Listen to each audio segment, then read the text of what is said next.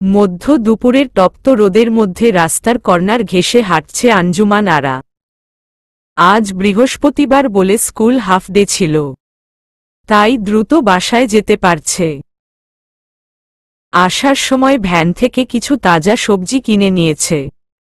আজ দুপুরে সবজি খিচুড়ি করবে বলে ভেবে রেখেছে। তীব্র রোদের উত্তাপ তার মুখে এসে পড়ছে, তাই তো ফর্সা মুখখানায় রক্তিম আভা ছড়িয়ে পড়েছে। আঞ্জুমান আরার মাথা ধরে আসছে। ছাতাটা ভুল করে আজ বাসায় ফেলে এসেছে। এক হাতে বাজারের ব্যাগ আর অন্য হাতে কপালের ঘাম মুছে সামনে অগ্রসর হচ্ছে। তীব্র জ্যামে আটকে সাবিহার বিরক্ত লাগছে। গাড়ির এসি বাড়িয়ে দিতে বলে সে স্থির হয়ে বসল। জানালার বাইরে তাকিয়ে আশেপাশে দেখতে লাগল। হঠাৎ চোখ পড়ল আঞ্জুমান আরার দিকে। সাবিহা দ্রুত গাড়ি থেকে বের হয়ে ড্রাইভারকে বাসায় চলে যেতে বলল। পেছনে থেকে কারো ডাকে পেছনে ফিরে তাকালো আঞ্জুমান আরা। দেখলেন সাবিহা রীতিমতো দৌড়ে তার কাছে আসছে। সাবিহা এসেই আঞ্জুমান আরার হাত থেকে ব্যাগটা নিয়ে বলল, এত ভারী ব্যাগ নিয়ে আপনি হাঁটছেন কেন আন্টি? আপনার গুণধর ছেলে কোথায়? আরে সাবিহা মা, তুমি ব্যাগ নিলে কেন? আমি পারব। তোমার এসব অভ্যাস নেই। তাছাড়া বাসার কাছাকাছি চলে এসেছি। আর রামিম টিউশনিতে গেছে। ওর ছাত্রীর নাকি সামনের সপ্তাহে পরীক্ষা। আন্টি, মেয়েদের কিছু করতে অভ্যাস লাগে না। মেয়েরা সব পরিস্থিতি নিজেকে মানিয়ে নিতে জানে। আঞ্জুমান আরা মুগ্ধ চোখে সাবিহার দিকে তাকাল। মুচকি হেসে বলল, সব মেয়েরা পারে না মা, তবে আমার বিশ্বাস তুমি পারবে। আন্টি, চলুন আপনাকে বাসায় পৌঁছে দেই। সাবিহা বসে আছে সোফার রুমে। আঞ্জুমান আরা সাবিহাকে এক গ্লাস শরবত এগিয়ে দিয়ে বললেন, শরবতটা খেয়ে নাও মা, অনেক গরম পড়েছে তো। সাবিহা মৃদু হেসে শরবতে গ্লাসটি হাতে নিল। আঞ্জুমান আর বললেন, আজকে দুপুরে খাওয়া দাওয়া না করিয়ে তোমাকে ছাড়ছি না। এই গরিবের বাসায় দুটো খেয়ে তবেই যেতে হবে। রামিমের পছন্দের সবজি খিচুড়ি রান্না করব। তুমি বসো। সাবিহা লাজুক হেসে বলল, আন্টি, আপনি যদি কিছু মনে না করেন আজকের রান্নাটা আমি করি। আপনি আমাকে হেল্প করুন। আঞ্জুমান আরার অন্তরটা জুড়িয়ে গেল। তার মন চাইছে এই মেয়েটিকে সারা জীবনের জন্য এ বাসায় নিয়ে আসতে। বেশ কিছুক্ষণ পর রামিম আসলো বাসায়। বাসায় পৌঁছেই নিজের রুমের দিকে যেতে যেতে বলল, মা, খাবার দাও। ভীষণ ক্ষুধা লেগেছে। ফ্রেশ হয়ে আসো, দিচ্ছি। রামিম নিজের রুমের চলে আসলো। গায়ের শার্ট ঘামে ভিজে গায়ের সাথে মিশে আছে। রামিম দ্রুত বোতামগুলো খুলে শার্ট গা থেকে ছাড়িয়ে নিল। ওয়াশরুমে যাবার উদ্দেশ্য পা বাড়াতেই দেখল সাবিহা মুখ মুছতে মুছতে ওয়াশরুম থেকে বের হচ্ছে। রামিম স্তব্ধ হয়ে সেদিকে তাকিয়ে রইল। কোনো কারণে সাবিহাকে হ্যালুসিনেশন করছে না তো? সাবিহা এখানে আসবে কি করে? সামনে মূর্তিয়মান দাঁড়িয়ে থাকা রামিমকে দেখে সাবিহা প্রথমে কিছুটা ঘাবড়ে গেল। পরম মুহূর্তেই চোখ পিটপিট করে তাকালো রামিমের দিকে। ঘামে ভেজা উন্মুক্ত পৌরশালী দেহখানি ভীষণভাবে দৃষ্টি আকর্ষণ করছে। রামিমকে এই মুহূর্তে পৃথিবীর সবচাইতে সুদর্শন পুরুষ মনে হচ্ছে। সাবিহার ভীষণ অস্থির লাগতে শুরু করল। নিজেকে ধাতস্থ করে হালকা মুচিকি হেসে রামিমের উদ্দেশ্যে বলল, এভাবে তাকিয়ে আছিস কেন? ভূত দেখেছিস নাকি? রামিম চোখ ফিরিয়ে আশেপাশে তাকাল। নিজেকে স্থির করে সাবিহার দিকে তাকিয়ে বলল, তুই এখানে কেন? আসছে মানা আছে?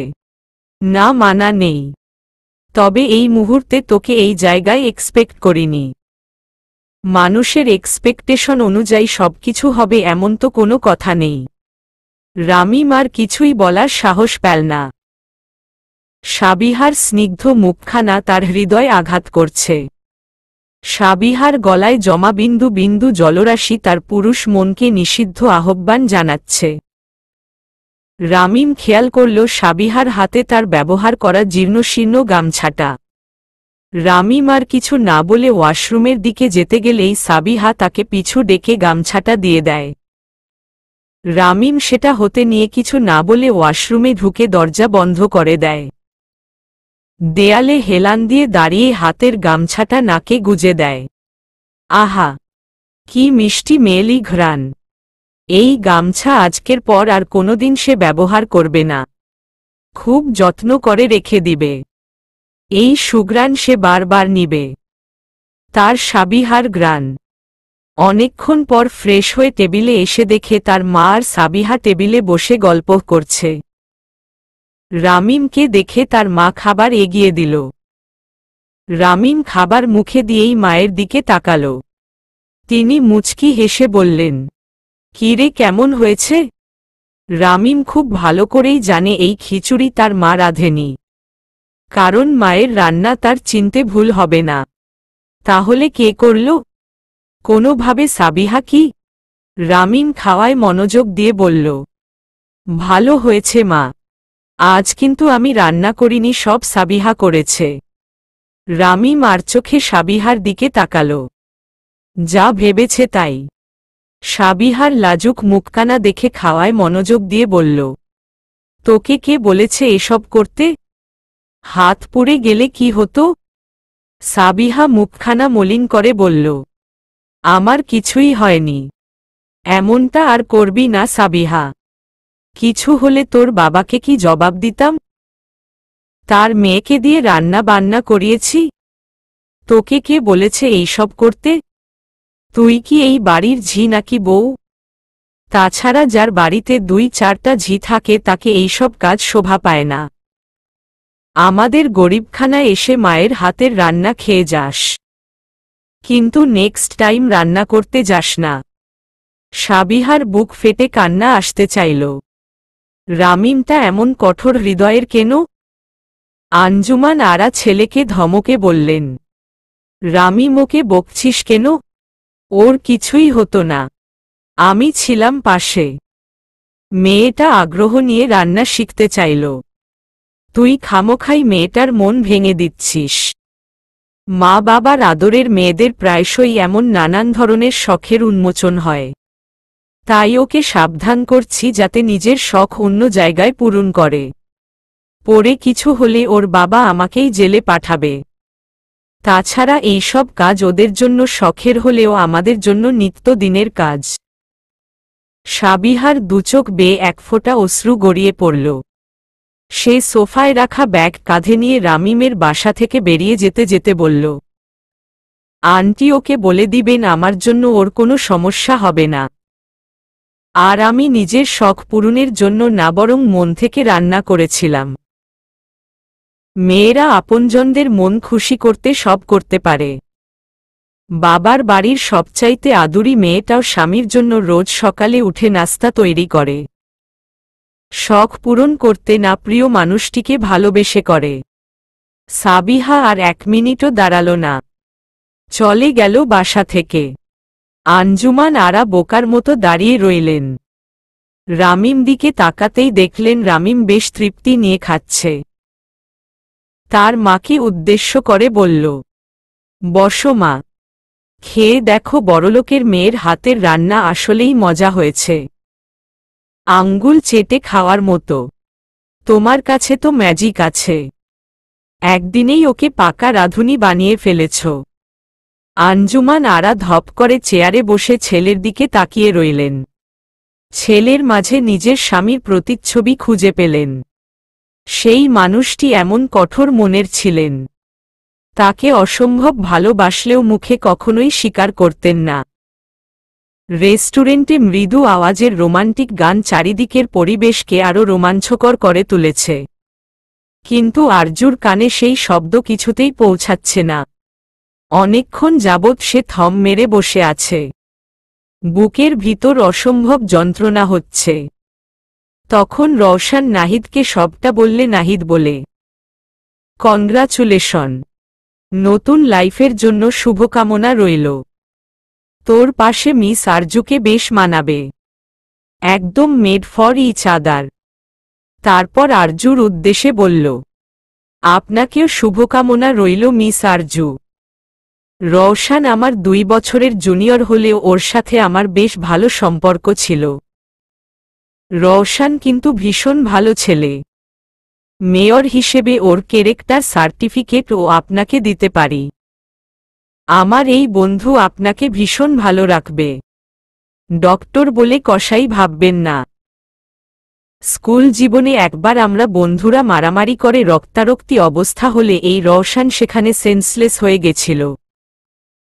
আমরা তখন বেশ হাসাহাসি করেছি, কারণ তার ইচ্ছা ডক্টর হওয়ার।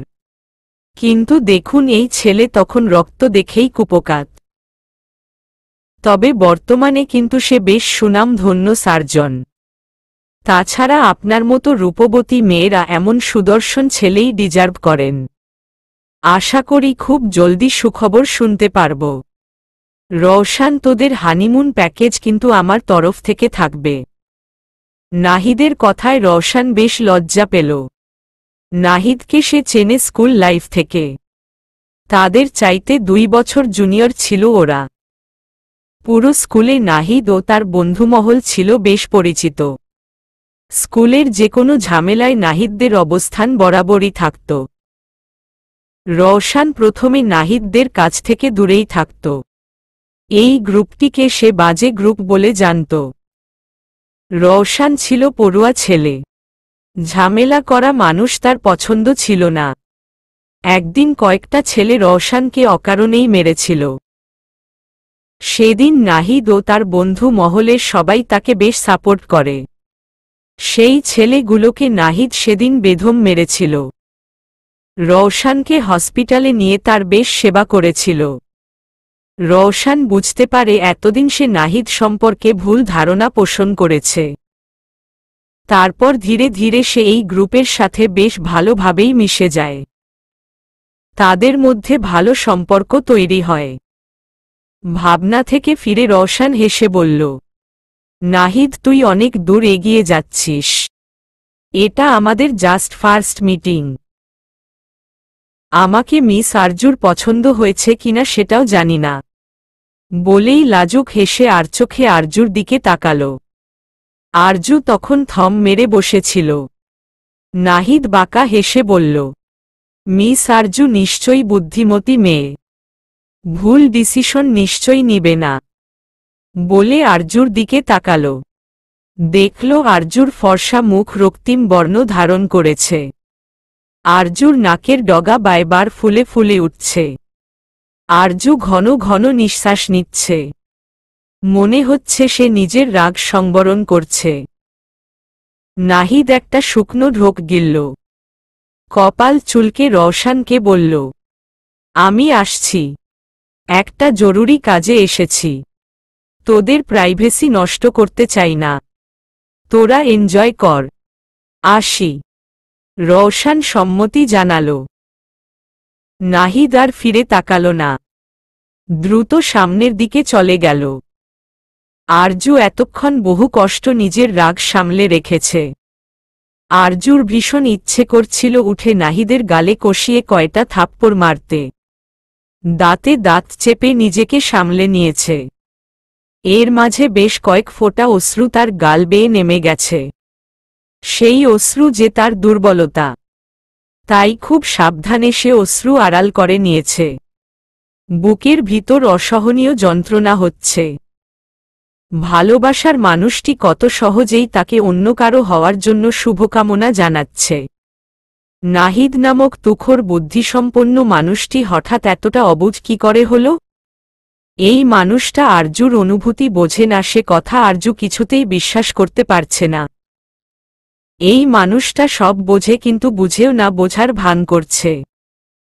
সে নাহিদের যাবার দিকে চোখ তুলে তাকাল। ঝাপসা চোখে দেখল নাহিদ সেখানে দাঁড়ানো এক মেয়েকে নিয়ে সামনের টেবিলে বসেছে। মেয়েটির পরনে শাড়ি। আরজুর ভীষণ রাগ হল।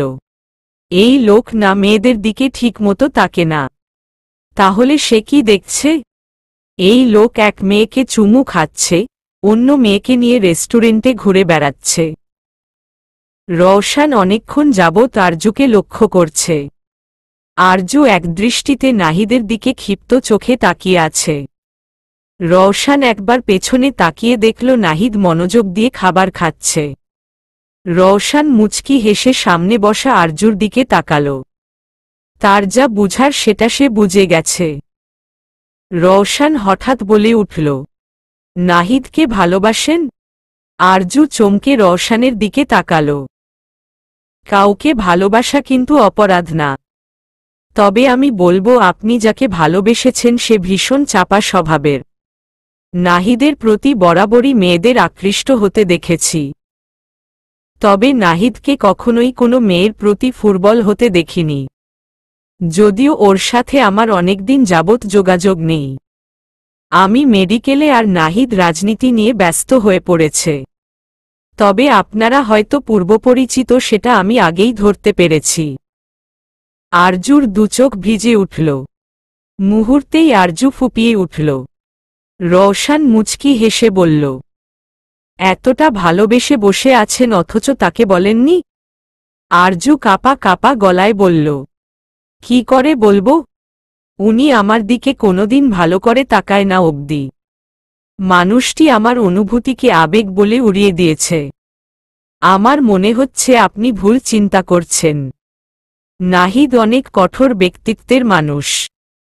ওর মনে কি চলে সেটা কেউ বলতে পারবে না, আমি নিজেও না। তবে আপনাকে একটা সাজেশন দেই। নাহিদকে পেতে হলে আপনাকে শক্ত হতে হবে। এমন কিছু করতে হবে যেটা নাহিদ হয়তো চিন্তা করতে পারবে না। আরজু পিট পিট চোখে রওশনের দিকে তাকাল। রওশন সানগ্লাস চোখে পড়ে চেয়ার ছেড়ে উঠতে উঠতে বলল, যেখানে ভালোবাসা আছে সেখানে সংশয় বা দ্বিধার কোনো জায়গা নেই। এবার দেখার বিষয় নিজের ভালোবাসার মানুষটিকে পাওয়ার জন্য আপনি কি করতে পারেন। আসি আরজু, ভালো থাকবেন। All the best. আরজু অবাক চোখে রওশনের যাবার দিকে তাকিয়ে রইল। আরজু বুঝতে পারল সে এই কিছু মুহূর্ত অদ্ভুত একটি মানুষের সাথে কাটিয়েছে।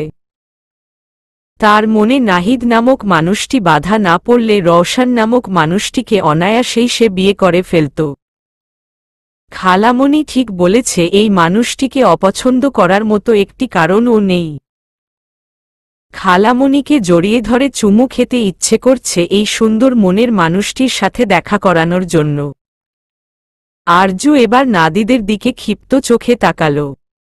নাহিদ সেই মেয়েটির সাথে কথা বলছে। আর মেয়েটি খিল খিল করে হাসছে।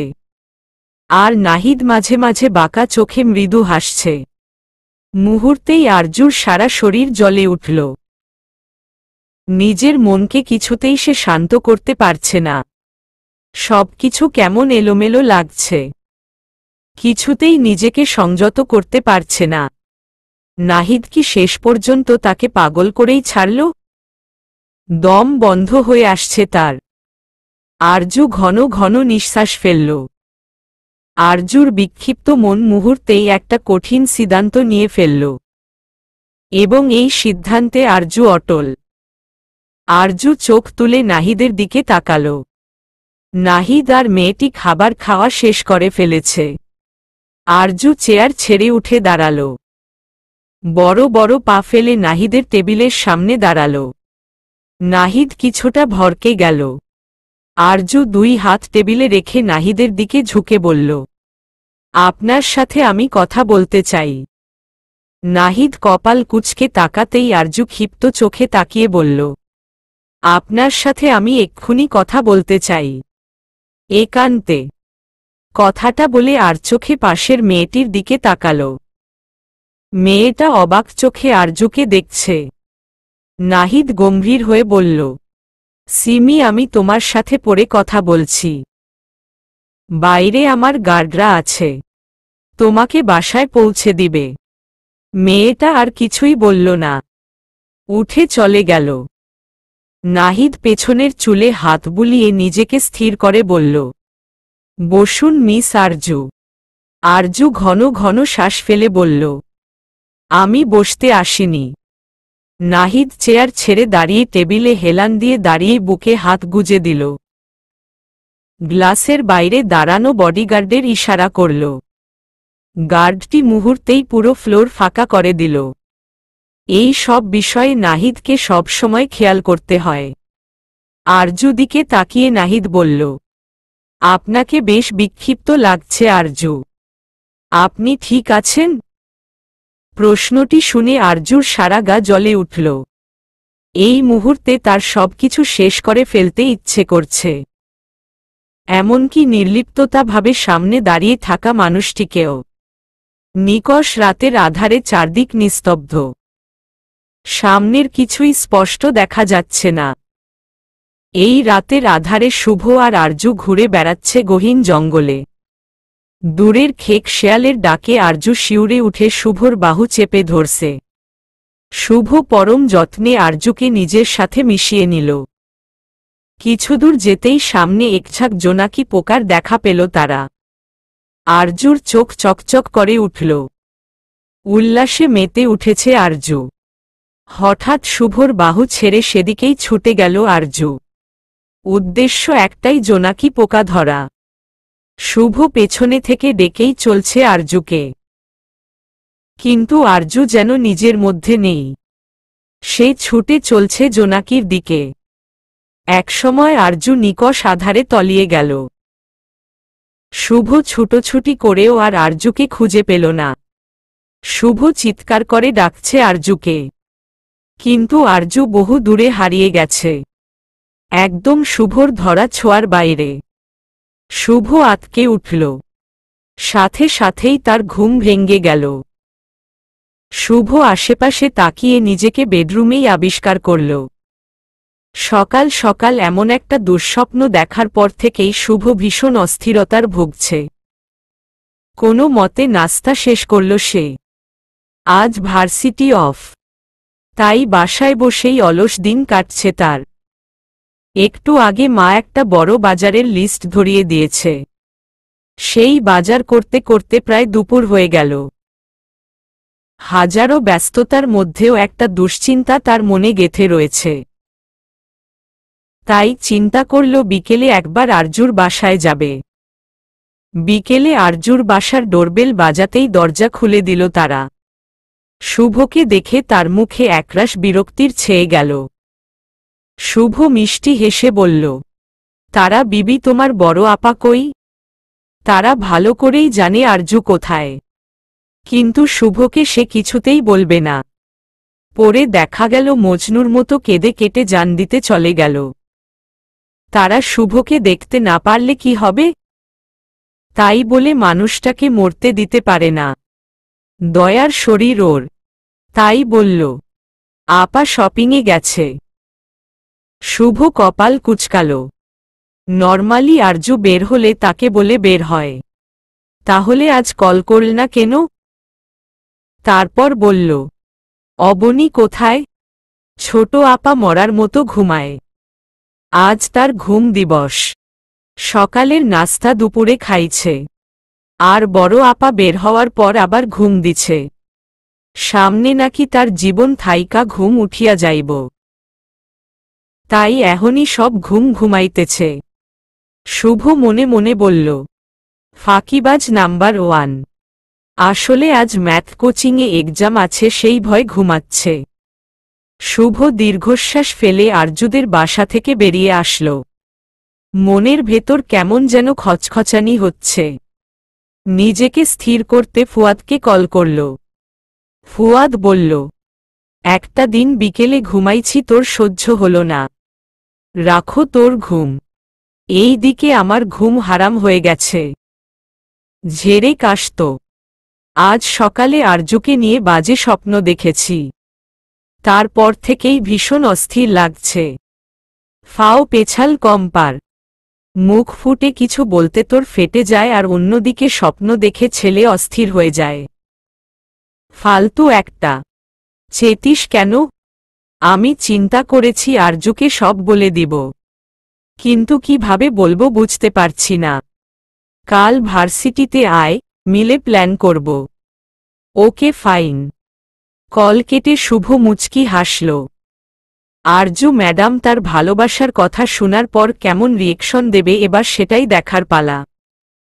আর ভয় পেলে চলবে না, ভয়কে জয় করে আরজুর মুখোমুখি হতেই হবে। এয়ার কন্ডিশনে ঘেরা পরিবেশে দাঁড়িয়ে ও আরজুর ঘাম ছুটে গেল। নাহিদের দাঁড়ানোর স্টাইল সোজা তার বুকে এসে বিঁধছে। এই হ্যান্ডসাম নেতার তীক্ষ্ণ চাহনি সব এলোমেলো করে দিচ্ছে। আরজুর ভেতরে তোলপাড় হতে লাগল। মুহূর্তেই আরজুর প্রচণ্ড রাগ হল। এই অসভ্য লোক বলে কিনা তারা রওশনের হানিমুন প্যাকেজ গিফট করবে। Honeymoon my foot. আরজু নিজেকে শক্ত করে জোর গলায় বলল, আমার কাছ থেকে পালিয়ে বেড়াচ্ছেন কেন? নাহিদ স্বাভাবিকভাবে বলল, আমি কেন পালিয়ে বেড়াব? কেন সেটা জানেন না? নাকি জেনেও না জানার ভান করছেন? আমি এমন কিছুই করছি না মিস আরজু। মিথ্যা বলছেন আপনি। আমি আপনার প্রতি প্রচণ্ড রকমের দুর্বল, সেটা আপনি অনেক আগে থেকেই জানতেন। আমার অনুভূতিগুলো সম্পর্কে আপনি অনেক আগে থেকেই অবগত। তারপরও এমন না জানার নাটক করছেন। আর আমার বিশ্বাস কোথাও না কোথাও আপনিও আমার প্রতি দুর্বল। নাহিদ বাঁকা হেসে বলল, এটা আপনার ভুল ধারণা। আরজু প্রচণ্ড রেগে গেল। নাকের পাটা বারবার ফুলে উঠছে। আরজুর ফর্সা মুখ রক্তিম আকার ধারণ করল। সে রেগে নাহিদের পাঞ্জাবির কলার ধরে বলল, আপনি একটা মিথ্যাবাদী। মিথ্যাবাদী আপনি। আরজুর এই কাজে নাহিদের মধ্যে তেমন কোনো পরিবর্তন দেখা গেল না। কাচের দেয়ালের বাইরে গার্ড এই দৃশ্য দেখে এই দিকে আসতে নিলে নাহিদ হাত উঠিয়ে তাদের থামিয়ে দিল। নাহিদের দৃষ্টি তখনও আরজুর মধ্যেই সীমাবদ্ধ। নাহিদ আরজুর দিকে কিছুটা ঝুঁকে শান্ত গলায় বলল, কি মিথ্যা বলেছি আমি? আরজু ঘন ঘন নিঃশ্বাস নিতে লাগল। দু চোখে অশ্রু জমা হয়ে টলমল করতে লাগল। আরজু কাঁপা কাঁপা গলায় বলল, যদি আপনি আমার প্রতি দুর্বল না হয়ে থাকেন তাহলে সেদিন রাতে সাজেকে আমাকে চুমু কেন খেয়েছিলেন? বলুন কেন? নাহিদ আলতো করে আরজুর হাতে হাত রেখে কলার থেকে আরজুর হাত ছড়িয়ে নিল। আরজুর দিকে ঝুঁকে ফিসফিসিয়ে বলল, শুরুটা কিন্তু আপনি করেছিলেন। আফটারল আমিও একজন পুরুষ। কেউ সিডিউস করার চেষ্টা করলে আমি কি করতে পারি? আরজু হা করে তাকিয়ে রইল। সে নাহিদকে সিডিউস করার চেষ্টা করেছে? ভণ্ড নেতা একটা। সে জাস্ট ঠোঁটে হালকা চুমু খেয়েছিল। কিন্তু এই লোক তো গভীর চুমু খেয়েছে, যাকে বলে প্যাশনেট কিস। আরজু ক্ষিপ্ত চোখে তাকিয়ে বলল, সেদিন আমি সজ্ঞানে ছিলাম না, কিন্তু আপনি তো ছিলেন। আমার সুযোগ নিয়ে আপনি চুমু খেয়েছিলেন। আর ঠিক তারপর দিন সাজেক ছেড়ে পালিয়েছেন। আমি মোটেও পালাইনি। তাছাড়া সেদিন যেটা হয়েছিল সেটা জাস্ট অ্যাক্সিডেন্ট। রাগে আরজুর মাথা ফেটে যাচ্ছে। সামনের মানুষটিকে মেরে ফেলতে ইচ্ছে করছে। আরজু ফুপিয়ে উঠল। নাহিদের প্রশস্ত বুকে একের পর এক মারতে লাগল। আর কেঁদে কেঁদে বলতে লাগল, জাস্ট অ্যাক্সিডেন্ট। কয়জন মেয়েকে এমন অ্যাক্সিডেন্টলি কিস করেছেন বলুন? আরজুর নরম হাতের ছোঁয়ায় নাহিদের কিছুই হলো বলে মনে হয় না। নাহিদ স্থির দৃষ্টিতে আরজুকে দেখতে লাগল। একসময় নাহিদ আরজুর দুই হাত নিজের হাতের মুঠোয় বন্দী করে নরম সুরে বলল, আপনি প্রথম মিস আরজু। আরজু তখনও ফুপিয়ে যাচ্ছে। নাহিদ দীর্ঘশ্বাস ফেলে বলল, আচ্ছা, আমার ভুলের জন্য যেই শাস্তি দিবেন মাথা পেতে নিব। আরজু ফোপাতে ফোপাতে বলল, আপনার ভুলের জন্য একটাই শাস্তি, সারা জীবন আমার পাশে থাকতে হবে, বিয়ে করতে হবে। নাহিদ কপাল চুলকে বলল, আপনি পাগলামি করছেন। রওশন কিন্তু খুব ভালো ছেলে। ওকে বিয়ে করে নিন। আমি এমন কিছুই করছি না। আরজু ক্ষিপ্ত চোখে নাহিদের দিকে তাকালো। বলল, আপনার কাছে সবকিছু ফান মনে হচ্ছে? আপনি জানেন আমি কি করতে পারি? নাহিদ ব্রু কুঁচকে বলল। কি করতে পারেন শুনি? আপনার পার্টি অফিসে যেয়ে সবাইকে জানাবো আপনি আমার সাথে কি করেছেন। পুলিশ কমপ্লেইন করে আপনার নামে মামলা ঠুকে দিব। আপনার মান সম্মান এক মুহূর্তেই ধূলিসাৎ করে দিব। তখন দেখবেন আপনার রেপুটেশন কোথায় যায়। নাহিদ আরজুর দিকে ঝুঁকে শক্ত গলায় বলল, আমাকে ব্ল্যাকমেইল করছেন? আরজু ভয় শুকনো ঢোক গিলল। কিন্তু নিজেকে আজ দুর্বল প্রকাশ করা যাবে না। সে তোতলাতে তোতলাতে বলল, হে কক করছি। নাহিদ সোজা হয়ে দাঁড়িয়ে টেবিল থেকে এক গ্লাস পানি নিয়ে আরজুর দিকে বাড়িয়ে দিল। আর বলল, বসে পানি খেয়ে নিন। কান্নার জন্য কথা বলতে পারছেন না। আরজু নাক টেনে নিজেকে সামলে অভিমানী গলাতেই বলল, লাগবে না। নাহিদ জোর করে আরজুকে পাশের চেয়ারে বসিয়ে দিল। হাতে পানির গ্লাস ধরিয়ে দিয়ে চোখের ইশারায় খেতে বলল। আরজু মুহূর্তেই গ্লাস ফাঁকা করে ফেলল। গলা শুকিয়ে কাঠ হয়েছিল। নাহিদ স্থির দৃষ্টিতে আরজুকে দেখে বলল, বাস্তবতা সম্পর্কে আপনার কোনো ধারণা নেই আরজু। আবেগে ভাসছেন আপনি। মোটেও না। আমার ভালোবাসাকে আপনি অপমান করছেন। আমার সম্পর্কে কতটুকু জানেন আপনি? আপনাকে চাই শুধু এইটুকু জানি। আপনি কি জানেন আমার পাশে থাকলে আপনি কখনোই একটা নরমাল সংসার পাবেন না? আপনি ভীষণ ইমোশনাল। কিন্তু আমি হয়তো আপনার এই ইমোশন দেখার সময়ও পাব না। আর না তার সঠিক মূল্য দিতে পারব। আপনি আমার চাইতে ভালো কাউকে ডিজার্ভ করেন। আমার 9 to 5 জব না। এমন অনেক দিন যায় আমি বাসায় আসতে পারি না। মাঝে মাঝেই হারিয়ে যাই। এমনও হতে পারে মাসে পর মাস আমার হদিস পাচ্ছেন না। 8-10 জনের মতো বেলায় বেলায় কল করতে পারবো না। যখন ঘন্টায় ঘন্টায় আপনার কল কাটব তখন আপনার এই আবেগ অনুভূতি সবটাই ফিকে পড়ে যাবে। আমার সাথে থাকলে আপনি স্বাভাবিক লাইফ লিড করতে পারবেন না। আমার জীবনের কোনো নিশ্চয়তা নেই আরজু। যে কোনো মুহূর্তেই যে কারো বুলেটে শেষ হয়ে যেতে পারি। আমার সাথে আপনার জীবন জুড়ে গেলে আপনার লাইফ রিস্ক হতে পারে। আপনি বুঝতে পারছেন বিষয়টি? আরজু আজ শক্ত গলায় বলল, আমার কোনো সমস্যা নেই। আপনার ফ্যামিলির কথা ভাবুন। আমার খুশিতেই তারা খুশি। নাহিদ দীর্ঘশ্বাস ফেলল। এই জেদি মেয়ে কিছুই বুঝতে চাইছে না। বাস্তবতা কতটা কঠিন সেটা এখনো জানে না এই মেয়ে। নাহিদ দীর্ঘশ্বাস ফেলে মুখে দুহাত বুলিয়ে নিল। আরজু নাহিদকেই পর্যবেক্ষণ করছিল। মানুষটিকে কেমন এলোমেলো লাগছে। আরজুর ইচ্ছে করছে নাহিদের সিল্কি চুলে হাত বুলাতে। কিন্তু সাহস পেল না। লোকটা এমনিতেই তার কাজে ভেবাচেকা খেয়ে গেছে। নাহিদ আরজুর দিকে তাকিয়ে শক্ত গলায় বলল, আমার কিছু শর্ত আছে। আরজু চমকে নাহিদের দিকে তাকাল। একটা সম্পর্ক গড়তে কিসের শর্ত?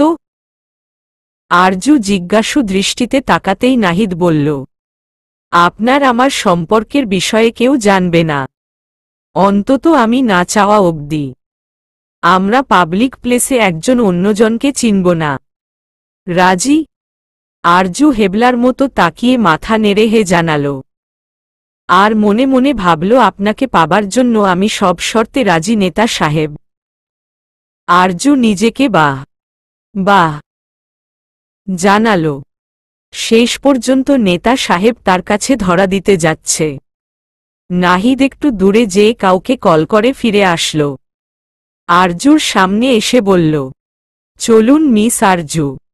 আরজু চমকে বলল, কোথায়? চলুন দেখতে পারবেন। আরজু ভয় ভয় নাহিদের পিছু পিছু যেতে লাগল।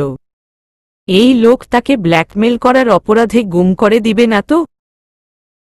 রেস্টুরেন্টের বাইরে বের হতেই আরজু দেখল নাহিদের সব গার্ড তার দিকে কেমন করে তাকিয়ে আছে। আরজু ভীষণ ভয় পেল। একটু আগে সে এই সিটির মেয়রকে মেরেছে ভাবতেই গা শিউরে উঠল। কি কেলেঙ্কারি কাণ্ড ঘটিয়েছে। নাহিদ তার গাড়ির দরজা খুলে আরজুর উদ্দেশ্যে বলল, উঠে বসুন আরজু। আরজু দ্বিধাদ্বন্দ্বে পড়ে গেল, তবুও গাড়িতে উঠে বসল। আরজু দেখল নাহিদ গার্ডদের কিছু বলে তাদের বিদায় করে দিল। গাড়ি চলছে আপন গতিতে। আরজু মাঝে মাঝে নাহিদের দিকে পিটপিট করে তাকাচ্ছে। নাহিদের শরীরের মাতাল করা গ্রাণ আরজুকে বেসামাল করে দিচ্ছে। কিছুক্ষণ পর একটা বাড়ির সামনে গাড়ি থামল। আরজু আশেপাশে তাকাতেই দেখল একটা পরিচিত মুখ তাদের দিকে এগিয়ে আসছে। মানুষটি আরজুর পাশের দরজা হাসি মুখে বলল, ভালো আছেন আরজু? আরজু অবাক হয়ে বলল, আশফি ভাইয়া। আশফি মুচকি হেসে বলল, আসুন। আরজু গাড়ি থেকে নেমে দাঁড়াল। তার আকাশী রঙের শাড়িটা অনেকটা এবড়ো থেবড়ো হয়ে পড়েছে।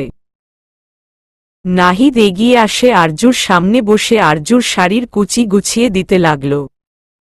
আরজু ভ্যাবাচ্যাকা খেয়ে গেল। এই নেতার একদিনেই এত পরিবর্তন, সত্যি আশ্চর্যজনক। আরজু সোফায় বসে আছে, আশেপাশে বারবার তাকাচ্ছে। বাড়িটা বেশ সুন্দর, গুছানো। এতক্ষণে জেনেছে এটা আশফির বাড়ি। আশফি নাহিদ আর আরজুর দিকে তাকিয়ে মুচকি মুচকি হাসছে। নাহিদ যখন কল করে বলল আরজু তাকে ব্ল্যাকমেইল করে বিয়ে করতে চাইছে, কথাটা শুনে আশফি হা হয়েছিল। নাহিদকে কেউ ব্ল্যাকমেইল করবে সেটা সে ভাবতেই পারেনি। আশফি হেসে বলল, এই অসাধ্য সাধন হলো কি করে? জানি না। তাহলে কি করবি? তোর বাসায় কাজী ডাক, বিয়ে করব। আশফি অবাক হয়ে বলল, আর ইউ শিওর? বুঝে বলছিস তো? হুম। আশফির হাসিতে নাহিদ বিরক্ত হয়ে আশফিকে উদ্দেশ্য করে বলল, উনি কোথায়? 5 মিনিট লাগবে আসতে। আরজু কিছুই বুঝতে পারছে না। কে আসবে? 5 মিনিট পর একজন লোক ভেতরে প্রবেশ করল। লোকটিকে দেখে হুজুর বলে মনে হল। তিনি আসতেই খাতায় কিছু লেখা শুরু করল। আরজুর টনক নড়ল। সামনে কি হতে যাচ্ছে ভেবেই আরজুর সারা শরীর মৃদু কেঁপে উঠল। সে ভেবেছে নাহিদ হয়তো বিয়ের জন্য কিছুদিন সময় নেবে, পরে হয়তো আরজুকে মানা করে দিবে। কিন্তু আরজু ভাবতে পারেনি সে আজই বিয়ে করবে। আরজুর অদ্ভুত অনুভূতি হল, মানুষটি কতটা সৎ তার প্রমাণ সে আজ পেল। নাহিদ নামক মানুষটির কথার মূল্য রাখতে জানে। আরজু আবার মানুষটির প্রেমে পড়ে গেল।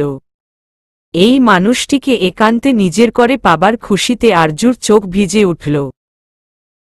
নাহিদ তখন আরজুর কানে ফিসফিসিয়ে বলল, আপনি ঠিক আছেন? হুম। আমাকে ব্ল্যাকমেইল করে বিয়ে করছেন? যেখানে আমার কান্না করার কথা সেখানে আপনি কাঁদছেন? বিয়ে ক্যান্সেল করে দিব। আরজু চমকে উঠে বলল, একদম না। নাহিদ গম্ভীর সুরে বলল, তাহলে চোখের পানি মুছে নিন। সামনে কাজে দিবে। নিজ হাতে নিজের লাইফ নিয়ে খেলছেন। এখনো সময় আছে, ভেবে নিন। পরে কিন্তু পস্তাতে হবে। আরজু চোখের পানি মুছে বলল, আমি পস্তাতে প্রস্তুত। ভেবে বলুন। একবার আমার হলে পরে কিন্তু আমার কাছ থেকে আপনার নিস্তার নেই। শেষ নিঃশ্বাস পর্যন্ত সব কষ্ট সহ্য করে আমার সাথেই থাকতে হবে। আমার মতো গম্ভীর মানুষকে টলারেট করতে হবে। আপনাকে সামলানো আমার দায়িত্ব। নাহিদ আর কিছুই বলল না।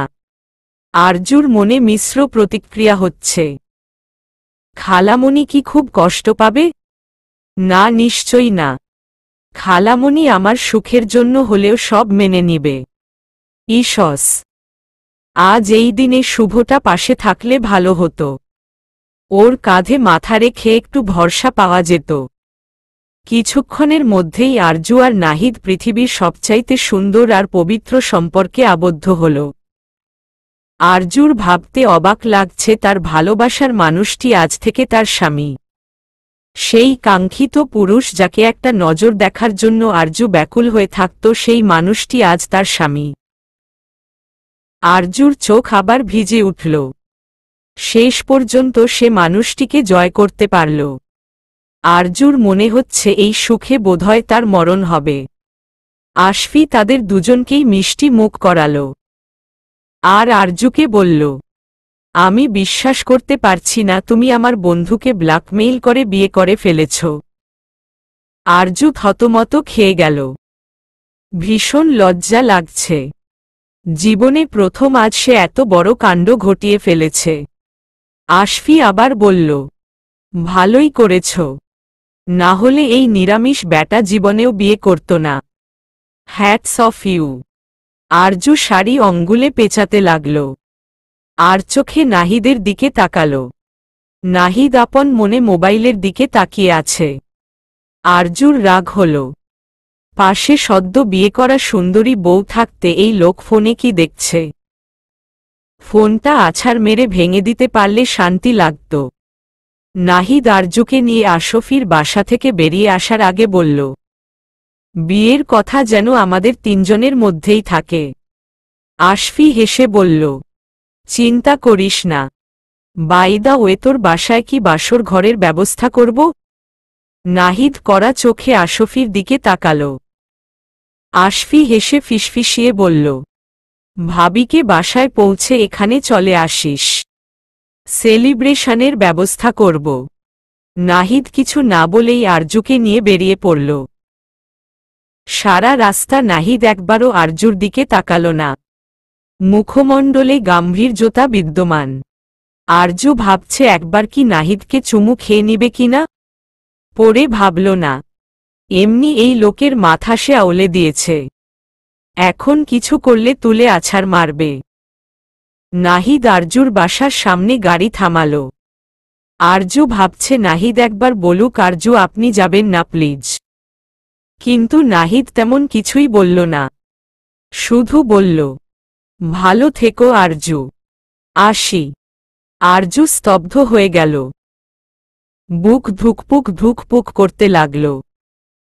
এই প্রথম মানুষটা তাকে তুমি বলে ডেকেছে। আরজু গাড়ি থেকে নামতেই নাহিদ গাড়ি নিয়ে চলে গেল। আরজু মনে হাজারো অস্থিরতা আর ভালোলাগা নিয়ে বাসায় চলে গেল। আজ কেমন করে মুহূর্তেই তার জীবনটা পুরোপুরি বদলে গেল। ভালোবাসার মানুষটিকে আপন করে পেলে বুঝি এমন সুখ অনুভব হয়। বাসায় পৌঁছাতেই দরজা খুলে দিল সাবা খানম। আরজুর মনে হঠাৎ ভয় বাসা বাঁধল। খালামণি সব জানলে কি হবে? সাবা খানম গম্ভীর মুখে আরজুর দিকে তাকিয়ে রইলেন। আরজু শুকনো ঢোক গিলতে লাগল। যা কেলেঙ্কারি ঘটিয়ে এসেছেন, তখন ভয় না লাগলেও এখন ভীষণ ভয় পাচ্ছে। রাত তখন প্রায় 9টা বাজে। নির্জন রাস্তায় আজ মশার উপদ্রব অনেক বেড়েছে। রামিমের হাত পা মশার কামড়ে জায়গায় জায়গায় লাল হয়ে গেছে। রামিমের মনে হচ্ছে 2-1টা মশা তার প্যান্টের ভেতরে ঢুকে পড়েছে। এমন সব জায়গায় চুলকাচ্ছে কি বলবে। 2-1টা তো তার গালেও চুমু এঁকেছে, সেখানে ভীষণ চুলকাচ্ছে। রামিম হাত চুলকাতে চুলকাতে সামনের অ্যাপার্টমেন্টের বারান্দায় তাকাল। বারান্দার দোলনাটা ফাঁকা। এই সময়টায় কাঙ্ক্ষিত মানুষটি প্রায়শ স্থানে বসে সময় পার করে। ঘণ্টা খানেক আগে রামিম টিউশন শেষ করে এসেছে। বাসায় যাবার আগে একবার প্রিয়সীর মুখটা দেখার ইচ্ছে জাগল। মেয়েটা মন খারাপ করে তার বাসা থেকে বেরিয়েছে। তখন অনেক কথা বললেও সাবিহার চাইতে নিজেরই বেশি কষ্ট হচ্ছিল। রামিম ভাবছে তাদের ভালোবাসা একতরফা হলেই ভালো হতো। সাবিহাকে শুধু সে সারা জীবন ভালোবেসে যেত। কেউ বুঝতে না পারত তবে ভালো হতো। আবার সাবিহা কখনোই জানতে না পারত তবে বেশ হতো। কতই না ভালো হতো। মাঝে মাঝে একতরফা ভালোবাসা আশীর্বাদ স্বরূপ। কিন্তু না, তারা দুজন দুজনকে ভালোবাসে, আর সেটা দুজনই উপলব্ধি করতে পারে। সাবিহা নিজের আবেগ কখনোই লুকাতে পারে না। এই মেয়ের চোখ দেখেই মনে কথা বলে দেওয়া যায়। যেমন বন্ধুমহলের সকলেই জানে সাবিহার মনের কথা। রামিম বহু কষ্টে নিজের অনুভূতি আড়াল করে রাখে, তবুও বন্ধুমহল ঠিকই সেটা আন্দাজ করতে পারে। আসলে ভালোবাসার অনুভূতিকে লুকিয়ে রাখা খুবই কষ্টসাধ্য।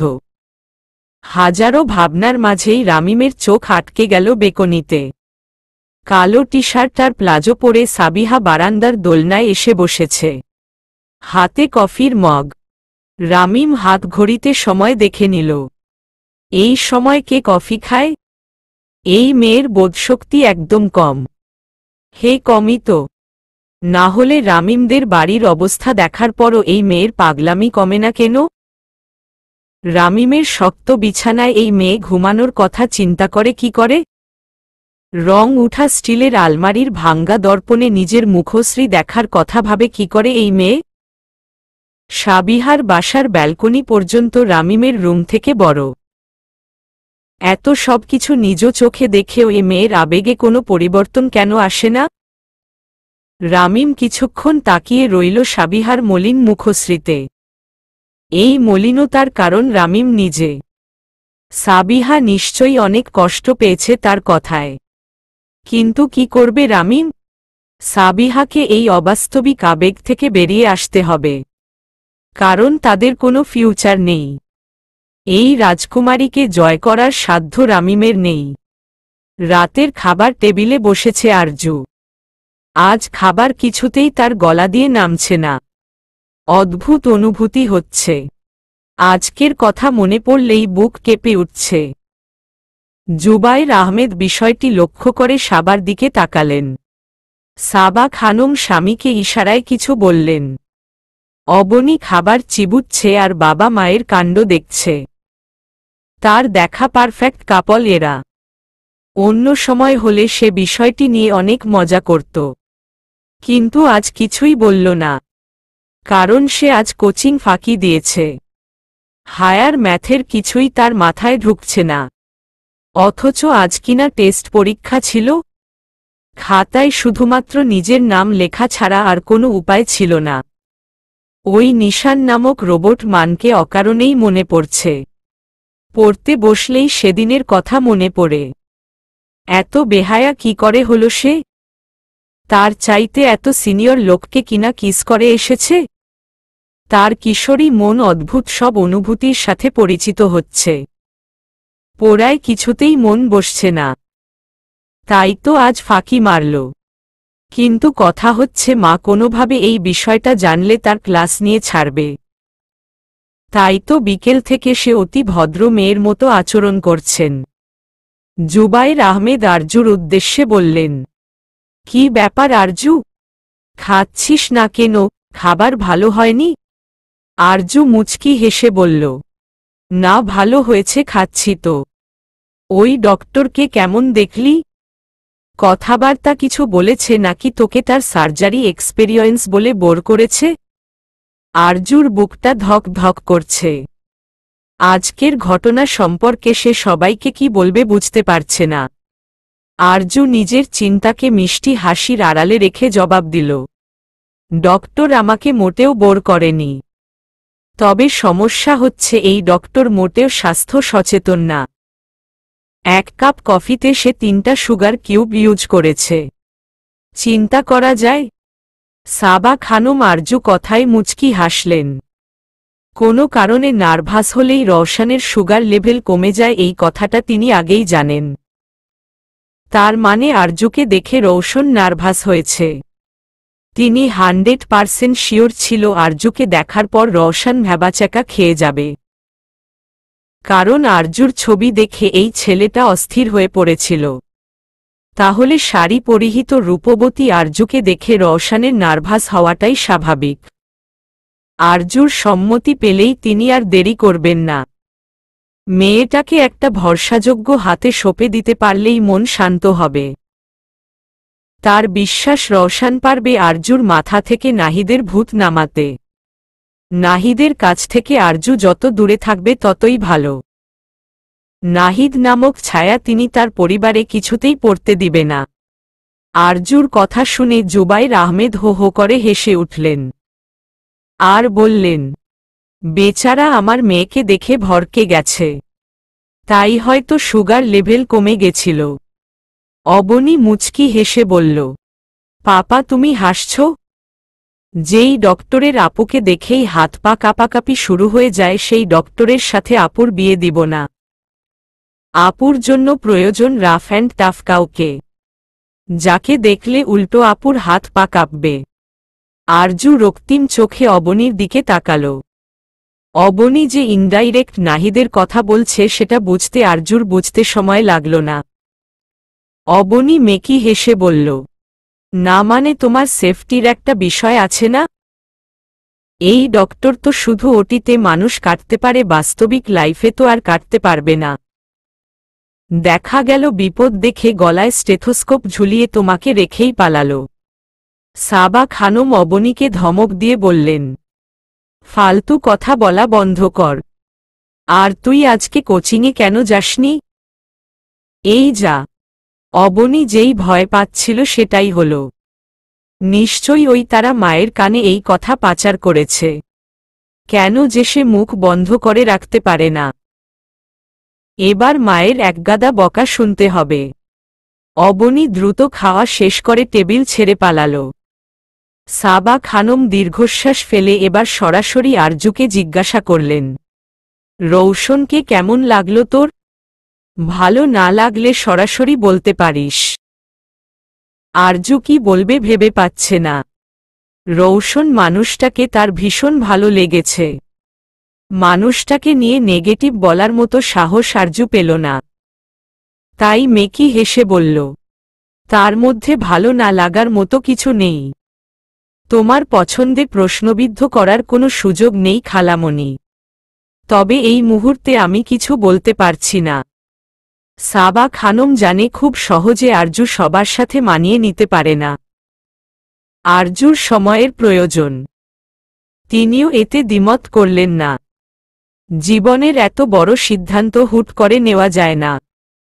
তিনি আরজুর উপর কোনোরকম প্রেশার ক্রিয়েট করতে চান না। ধীরে সুস্থে নিজের লাইফের ডিসিশন নিক। তবে মনের কোণে একটা ভয় ঠিকই রয়েই গেল। বিছানায় শুয়ে এপাশ ওপাশ ঘুরছে আরজু। কোনোভাবেই ঘুম আসছে না। আজকের ঘটনার পর নাহিদ নিশ্চয়ই তাকে চরম বেহায়া মেয়ে ভাবছে। ভীষণ খারাপ মেয়ে ভাবছে। আরজু নিজেও জানে না তখন তার কি হয়েছিল। নাহিদকে নিজের করে পাবার অদম্য ইচ্ছা তাকে ঝেঁকে ধরেছিল। মনে হয়েছে আজ তাকে না পেলে আর কোনোদিনই পাওয়া হবে না। আরজুর হঠাৎ মুচকি হাসল। নাহিদ তার স্বামী ভাবতেই আরজুর সারা শরীর শিউরে উঠল। নিঃশ্বাস ঘন হতে লাগল। হঠাৎ আরজুর মনে পড়ল সে তো নাহিদের নাম্বার নিতেই ভুলে গেছে। একবার নাহিদ যেই নম্বর থেকে কল করেছিল সেটা তো বন্ধ। আরজুর নিজের উপর ভীষণ রাগ হল। এমন বোকামির মানে হয়? সে কিনা একমাত্র বউ যে তার বরের নম্বর অবধি জানে না। কিন্তু নেতা সাহেব তো জানেন। তবে তিনি কেন একটাবার তাকে কল করছে না? আরজু কি মানুষটার মনের বিরুদ্ধে এই বিয়ে করতে বাধ্য করল? একরাশ বিষণ্ণতা আরজুর মনকে ঘিরে ধরল। এই মুহূর্তে কিছুই ভালো লাগছে না। ফোনের রিংটোন বেজে উঠলে আরজু ভাবনা থেকে বেরিয়ে আসে। দ্রুত স্ক্রিনে তাকায়। ভেবেছিল তার নেতা সাহেব হয়তো কল করেছে। কিন্তু না। দেখে শুভ কল করেছে। কল রিসিভ করতেই অপর পাশ থেকে শুভ বলে উঠল, থাপড়িয়ে না তোর গাল লাল করে ফেলব। আরজুর মন নিমিষেই ভালো হয়ে উঠল। শুভর উপস্থিতি বরাবর তাকে উচ্ছ্বাসিত করে তোলে। এই মানুষটিকে কিছু না বললেও আরজুর মনের খবর পেয়ে যায়। আরজু খিল খিল করে হেসে উঠল। আরজুর হাসির শব্দ শুভর অস্থির হৃদয়কে শান্ত করে তুলল। রাতের বাজে স্বপ্নটার পর থেকেই আরজুকে নিয়ে ভীষণ চিন্তা হচ্ছিল। আরজুকে হারাবার ভয় বাড়তে লাগল। আরজু বলল, কেন? আমি আবার কি করলাম? এই বাদর সারাদিন কই থাকিস? কল করলে ধরিস না। বিকেলে বাসায় গেলে শুনি শপিংয়ে বেরিয়েছিস। মাসে কবার শপিং করা লাগে তোর? আঙ্কেল আন্টির কষ্টের টাকা না উড়ালে শান্তি লাগে না? বিয়ের পর যত খুশি জামাইয়ের টাকা উড়াস। কিছু বলবো না। আমার জামাইয়ের টাকা উড়ালে উড়াব তোর কি? শুভ দীর্ঘশ্বাস ফেলে বলল। বিড়বিড় করে বলল, আমারই তো সব। যা খুশি করিস। পরে জামাইয়ের বকা খেয়ে আমার সামনে ভ্যাভ্যা করে কাঁদতে আসিস না। না হলে কান বরাবর চারটা লাগাবো। আরজু মুচকি হেসে বেকনিতে গেল। যা ভেবেছে তাই। শুভ তার বাসার সামনে বাইকে বসে কথা বলছে। আরজু বলল, 5 মিনিট দাঁড়া, আমি নামছি। আইসক্রিম খাবো। শুভ বেকনিতে তাকিয়ে দেখল আরজু দাঁড়িয়ে আছে। মৃদু চাঁদের আলোয় আরজুর মায়াবী মুখটা দেখে শুভর অস্থির তপ্ত হৃদয় মোমের মতো গলতে শুরু করল। আরজুর মিষ্টি হাসি তার মনে সকল ক্লান্তি নিমিষেই দূর করে দেয়। 5 মিনিটের মধ্যেই আরজু নেমে আসল। ব্ল্যাক টি শার্ট আর জিন্স প্যান্ট পরা আরজুকে দেখে শুভ শুকনো ঢোক গিলল। আর কতবার ঘায়েল করবে এই মেয়ে? শুভ বাইক থেকে নেমে আরজুর সরু নাক টেনে বলল, এত রাতে নিচে নামলি কেন? এই রাতে আমি আইসক্রিম পাবো কোথায়?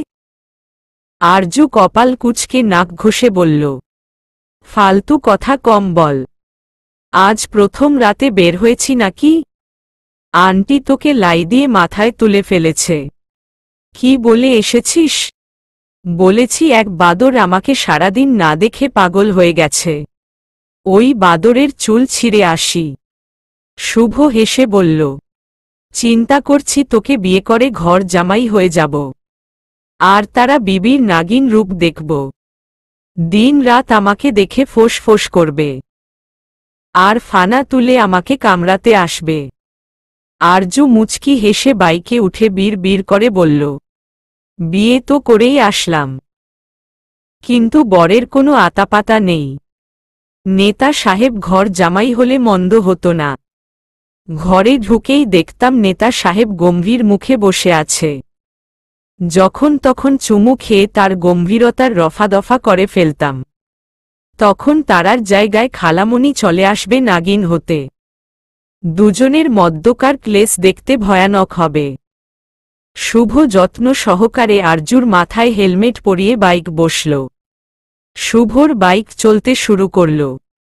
আরজু মনটা বিষণ্ণ হয়ে আছে। আর মন ভালো করার মেডিসিন শুভ। তাই তো এই রাতে শুভর সাথে বেরিয়েছে। ছোটবেলা থেকেই আরজুর মন খারাপ করলেই শুভ ছুটে আসত আরজুর মুখের হাসি ফুটিয়ে তুলতে। আরজুর ফোলা ফোলা গাল টেনে নানা বাহানায় তাকে হাসাত শুভ। আইসক্রিম পার্লারের সামনে দাঁড়িয়ে দুজন আইসক্রিম খাচ্ছে। আরজুর ফেভারিট স্ট্রবেরি আর ম্যাঙ্গো ফ্লেভার, আর শুভর বাটারস্কচ। শুভ আরজুর দিকে তাকিয়ে পর্যবেক্ষণ করল। তারপর বলল, আরজু কিছু হয়েছে? মন খারাপ? আরজু চমকে শুভর দিকে তাকিয়ে মেকি হাসি দিল।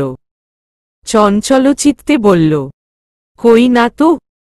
কিছু লুকাচ্ছিস আমার কাছ থেকে? আরজু মনে মনে ভাবছে, তোকেই আমি সবার আগে বলতে চেয়েছিলাম শুভ। আজ বিয়ের সময়টায় মনে মনে তোকেই আমার পাশে চেয়েছি, যেমনটা সব সময় থাকিস। কিন্তু নেতা সাহেব আমাকে শর্ত দিয়েছে, তাই তো কিছুই বলতে পারছে না। আরজু হেসে বলল, কি লুকাবো? তুই বেশি ভাবছিস। শুভ আরজুর কাছে এসে গালে স্পর্শ করে নরম সুরে বলল, জীবনে যদি কোনোদিন সামান্যতম সমস্যায় পড়িস তবে এই বন্ধুটিকে একবার মনে করিস।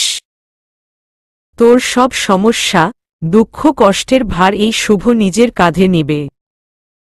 তোর বিষণ্ণ মুখ কিন্তু আমি সহ্য করতে পারি না।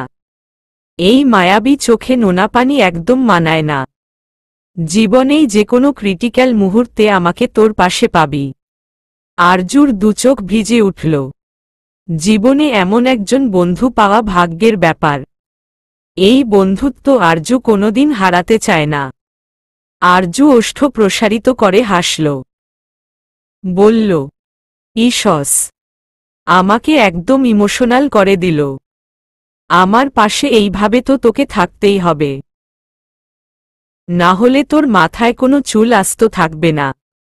তোর ফিউচার বউকে আগেই বলে দিবি আমাকে নিয়ে যেন হিংসা না করে। শুভ হেসে বলল, আমার বউ কি তোর মতো বলদি হবে নাকি?